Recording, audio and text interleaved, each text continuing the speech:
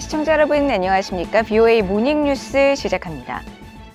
한국이 9.19 남북 군사합의 효력 정지를 검토하는 것과 관련해 미국 전문가들은 북한의 계속된 합의 위반으로 한국의 전방 준비 태세가 악화됐다고 지적했습니다.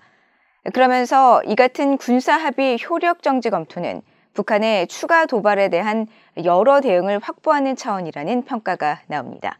첫 소식 박형주 기자가 보도합니다.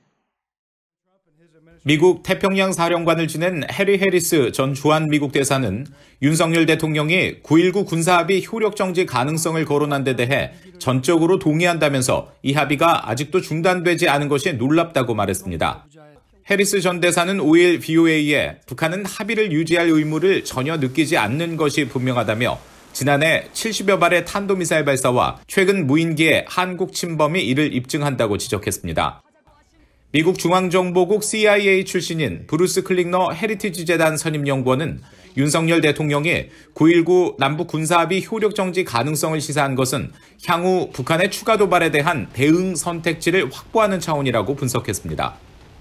He wants to have some options for responding to North Korean provocations or future provocations. Also, it's a realization that the Inter-Korean Comprehensive Military Agreement has not prevented North Korea from violating that agreement. So, as with North Korea's violation of the armistice and other previous documents, the question might be, why should one side, South Korea, maintain adherence to the document while the other side is violating it?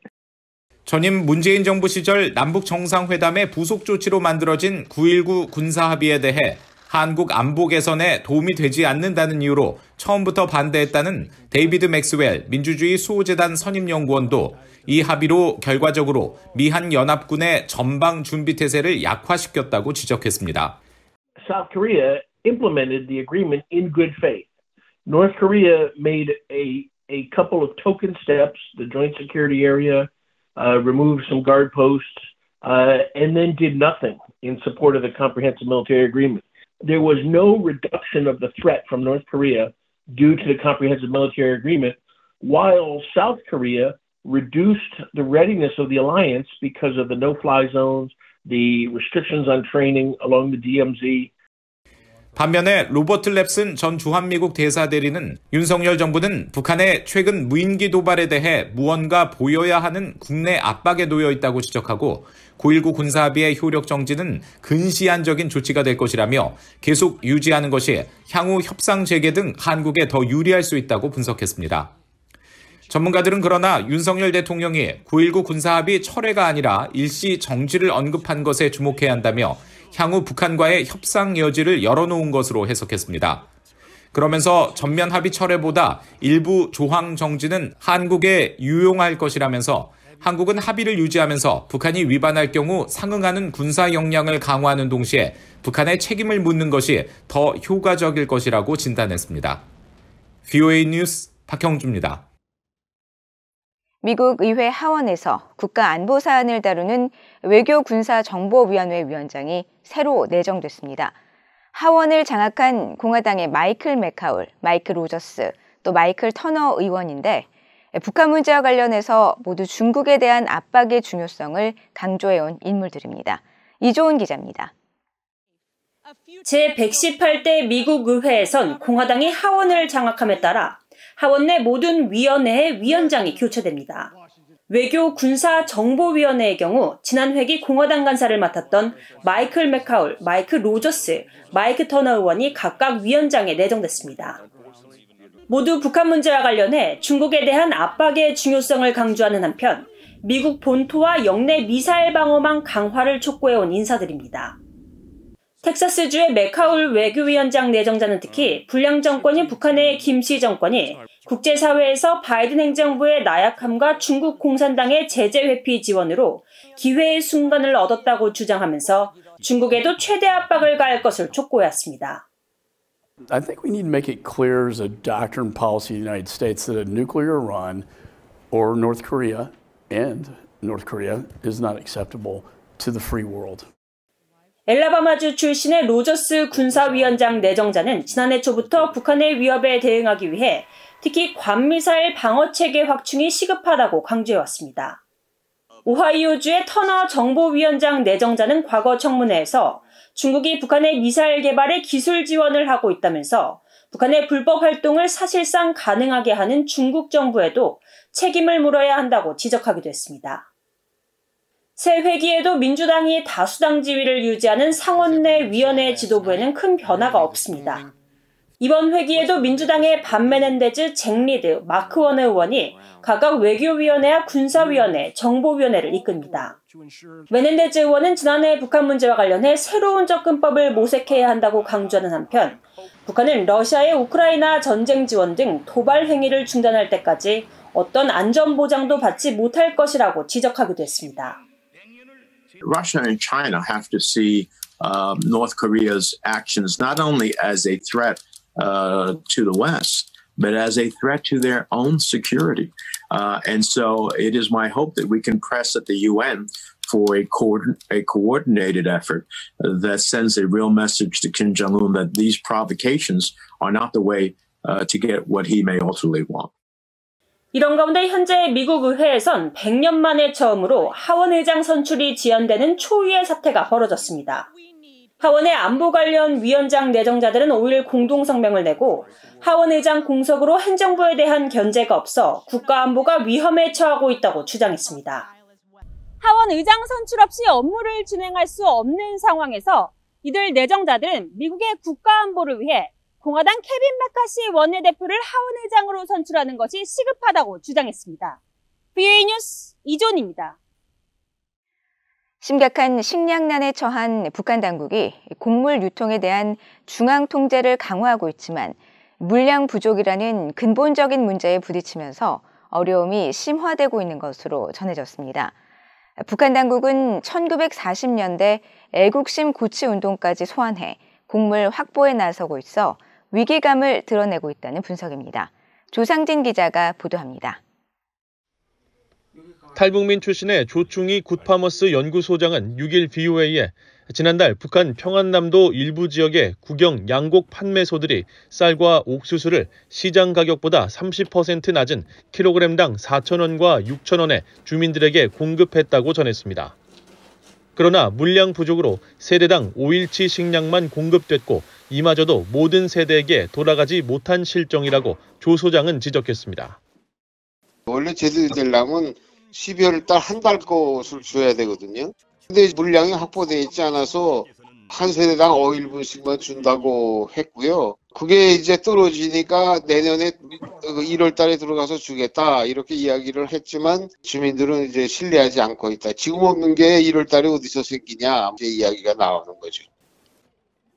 북한 당국의 이 같은 조치는 아직 보릿고개도 아닌 연초에 여전히 고공행진 중인 곡물 가격을 안정시키기 위한 고육책으로 보인다고 분석했습니다. 식량 생산 부진과 핵 미사일 개발에 따른 국제사회의 대북 제재, 신종 코로나 바이러스 감염증 사태에 따른 국경 봉쇄로 인한 중국과의 교역 위축 등이 중첩되면서 확보된 식량이 수요에 턱없이 부족하다는 것입니다. 이런 가운데 북한 당국은 해방 직후에 애국심 고취 운동까지 소환하며 식량 확보에 나서고 있습니다. 전문가들은 북한 당국이 애국미 헌납 운동 등을 꺼내든 것은 주민들의 애국심에 호소해 식량을 확보하겠다는 의도라고 지적했습니다. 지금 그만큼 북한이 식량 사정이 그렇게 넉넉지는 않다라는 거예요. 그러니까 90년대 상황은 아니지만 그래도 지금 김정은 집권 이후에 대북 제재 코로나 상황 때문에 그때보다 그렇게 좋아지지는 않고 나빠질 확률이 높다라고 보는 것이죠. 북한이 수출과 관광, 노동자 해외 파견 등 외화벌이 수단들이 몇 년째 크게 위축됐기 때문에 곡물 수입에 필요한 당국의 외화 보유고가 소진됐을 수 있다는 지적도 나옵니다. 그동안 대북 제재 상황에서 계속 무역 적자가 누적돼 왔거든요. 그럼 대규모의 그 수입을 할 수 있는 여력이 있는지도 지금 의문이거든요. 지금 상황에서 본다고 그러면 퇴행적인 이 농업 정책으로 가는데 그럼 올해도 사실 기상 여건과 관계없이 그 상황은 비관적이라고 볼 수 있죠. 전문가들은 북한이 결국 외부로부터의 지원이나 수입 말고는 현재 상황을 타개할 방법이 마땅치 않을 것이라면서 밀과 보리, 감자가 수확되는 오는 6월까지 북한이 어떻게 버티느냐가 관건이라고 지적했습니다. VOA 뉴스 조상진입니다. 북한은 경제발전 5개년 계획의 3년 차가 되는 올해에도 여전히 경제 성장과 민생 분야 개선을 기대하기 어려울 것이라고 한국통일부가 밝혔습니다. 이효정 한국통일부 부대변인은 6일 정례브리핑에서 북한이 최근 노동당 중앙위원회 8기 6차 전원회의에서 지난해 경제 실적과 관련해 건설 외에는 성과 언급을 예년에 비해 대폭 축소해 발표했다면서 이같이 밝혔습니다. 그러면서 올해도 건설 사업을 제외하면 구체적 내용을 공개하지 않았다면서 여전히 경제 성장과 민생 개선을 크게 기대하기는 어려울 것으로 전망한다고 말했습니다. 이 부대변인은 또 북한의 전원회의 후속 동향과 관련해 앞으로 북한 각지에서 걸기대회가 이어질 것으로 보인다면서 전원회의 결정사항 관철을 위한 학습과 투쟁 분위기 고취 활동을 펼쳐나갈 것으로 예상하고 전원회의 후속 동향을 예의주시할 것이라고 밝혔습니다. 한국 정부가 9.19 남북 군사합의 효력 정지 시 대북 확성기 방송 가능 여부에 대한 법률 검토에 들어간 가운데 한국군이 대북 확성기 방송 시설에 대해 상시적인 점검을 해왔다고 밝혔습니다. 한국합동참모본부 관계자는 6일 대북 확성기 방송 시설과 관련해 대비태세 차원에서 평소 준비는 당연히 이루어져 왔다면서 어떤 상황이든 항상 대비해야 하기 때문에 그런 차원에서 준비하고 있다고 밝혔다고 연합뉴스 등 한국 언론이 전했습니다. 현재 관련 장비는 철거 후 해체된 상태로 보관 중인 것으로 알려졌으며 군은 정부 지침이 있을 경우 언제든 방송 재개가 가능하도록 장비들을 상시 점검하고 있는 것으로 전해졌습니다. 앞서 한국통일부 당국자는 5일 윤석열 대통령의 지시에 따라 남북관계발전법 23조에 의거한 9.19 군사합의 효력 정지가 이뤄질 경우 남북관계발전법 24조가 금지하는 대북 확성기 방송 등의 행위를 할 수 있는지 법률 검토를 진행하고 있다고 밝혔습니다. 북한 당국이 인도적 지원을 요청하면 언제든 도울 준비가 돼 있으며 북한 당국이 새해에는 국경을 열어야 한다고 미국의 구호단체 사마리탄 퍼스가 밝혔습니다. 사마리탄 퍼스의 프랭클린 그레이엄 대표는 5일 새해 대북 지원 계획에 대한 VOA의 서면 질의에 북한 당국이 국경을 열고 비정부 기구들을 초청해 그들을 지원하기를 희망한다면서 이같이 밝히고 우리는 북한 정부가 요청할 경우 북한 주민들을 살피고 도울 준비가 돼 있다고 강조했습니다. 국제복음 전도사인 빌리 그레이엄 목사의 아들로 4차례 방북 경험이 있는 그레이엄 대표는 북한이 국제사회와 많이 접촉할수록 북한과 관련국 모두에게 더 좋을 것이라면서 진지한 대화에 동참할 것을 촉구했습니다. 이상으로 VOA 모닝뉴스를 모두 마칩니다. 시청해주신 여러분 고맙습니다.